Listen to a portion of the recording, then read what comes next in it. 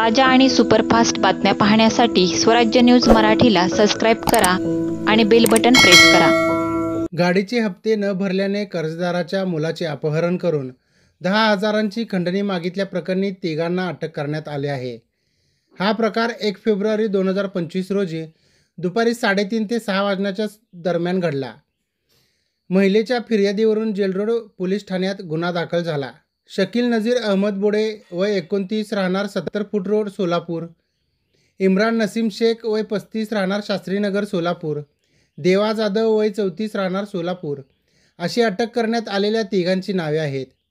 फिर्यादी सुरेखा धीरेज रंगदाळ वय 47 राहणार गीतानगर यांनी डफरीन चौकातील LU फायनान्स बँक येथून कर्ज घेऊन गाडी घेतली होती। गाडीचे हप्ते न फेडल्याने तिघांनी घरासमोर लावलेल्या गाडीत त्यांच्या मुलाला जबरदस्तीने बसवून RTO ऑफिस जवळील खाजगी गोडाऊनमध्ये घेऊन गेले। तटलेले हप्ते भरण्यासाठी कायदेशीर मार्ग आहेत। फायनान्स कंपन्यांकडून जर अशा पद्धतीने गुंडगिरीचा वापर केला जात असेल तर ते चालणार नाही।